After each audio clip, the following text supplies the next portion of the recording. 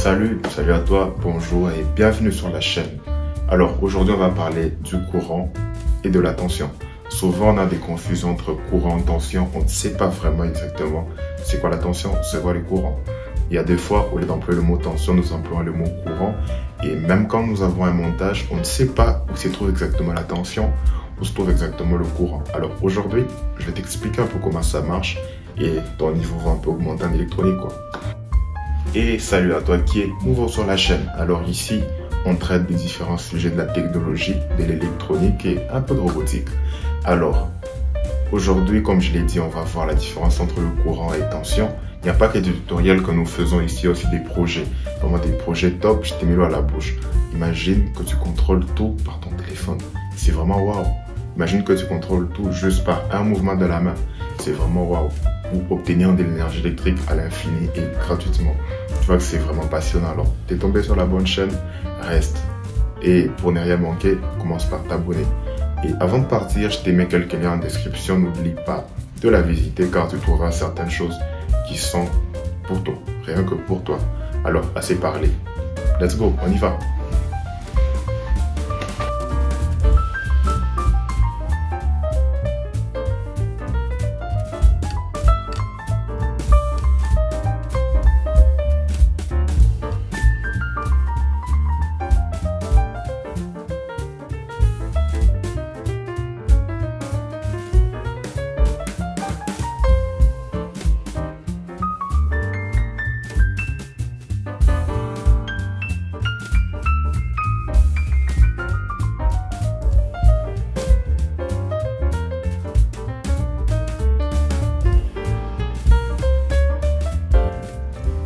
Alors, c'est parti. Alors là, on a notre source de tension VCC entre résistance R1, R2, R3, R4. Ces deux sont en série, ces deux sont en parallèle. Si tu as des problèmes en série parallèle, t'en fais pas, je t'ai mis les liens dans la description. Alors, j'explique comment trouver la résistance équivalente parallèle de série et tu vas comprendre. Alors, on commence.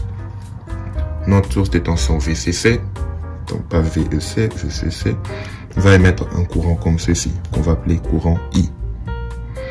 Ok, c'est-à-dire ce courant va traverser ce circuit comme ceci. Le courant I sera toujours là, il est le même. I, bon, pas IC, I. Ok, et le courant I va arriver là. Il va rencontrer la résistance R1 et R2. Vu que ces deux résistances sont en série, le courant va traverser ces deux résistances et ne va pas changer. C'est-à-dire que IR1 et IR2 sont pareils. Il n'y a pas de différence. Un courant en série ne change pas, il est le même. Alors ce courant I va arriver ici. Un petit rappel par conséquent, I égale IR1 égale IR2. C'est la même chose, il n'y a pas de différence. Notre courant I va arriver là, il va rencontrer deux résistances en parallèle. Qu'est-ce qui va se passer? Question très intéressante. Le courant, on dit souvent que le courant choisit le chemin le moins résistant. Eh bien, c'est vrai et c'est pas faux aussi. Admettons que cette résistance soit de 10K et 100K. Ça ne veut dire pas que tout le courant décidera de passer par les résistances de 10K et on aura un courant 0 ampère là-bas. Non, c'est complètement faux. C'est-à-dire que le plus grand courant passera par ici et un petit courant par là, un tout petit courant, parce que le courant choisit le chemin le moins résistant. Ça ne veut dire pas qu'il ne passera pas dans l'autre. Alors notre courant s'est scindé en deux, par conséquent I est égal à IR3 plus IR4, vu que notre courant s'est décomposé en deux parties. Et ainsi va traverser là, et celui-là va traverser là, et vont se retrouver en sortie pour revenir ici. Donc notre courant I revient. Voilà comment se déplace le courant. C'est ça la tâche du courant dans un circuit. Le courant traverse le circuit en entièreté. Et maintenant, parlons de la tension. À savoir, la tension ne se déplace pas dans les circuits. Non, non. La tension se trouve aux bornes. Aux bornes d'un élément. Comme ça, c'est notre source de tension. Et si vous venez avec votre mètre, vous placez là, vous aurez la tension. Je ne vais pas expliquer comment placer un multimètre pour trouver un ampèremètre pour trouver le courant, mais j'expliquerai ça dans une prochaine vidéo. Alors, c'est-à-dire, ici on a dit que le courant était le même pour deux résistances en série, c'est-à-dire pour deux résistances en série I est le même. Mais ce n'est pas pareil avec la tension. La tension est différente pour deux composants placés en série.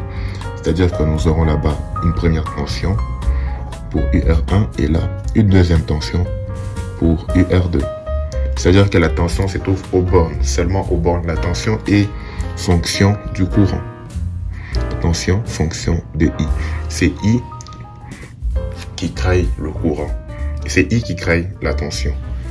Quand I traverse un composant, génère une tension. Par conséquent, la chute de tension sera comme ceci.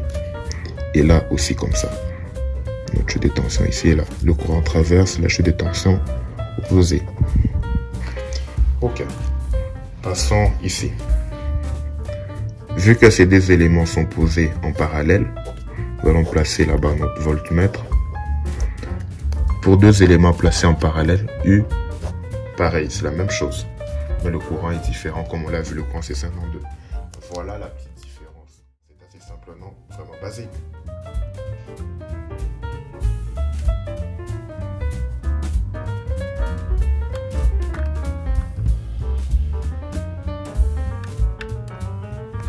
Eh bien, merci à toi d'avoir regardé cette vidéo sur la tension et le courant.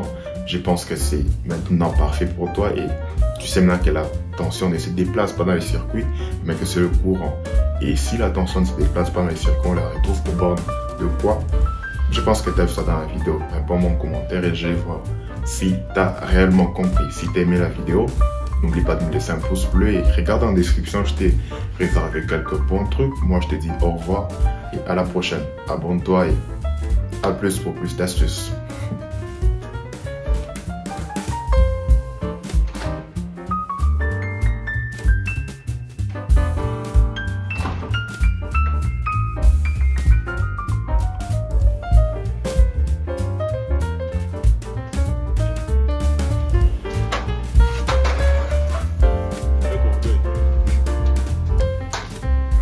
Là.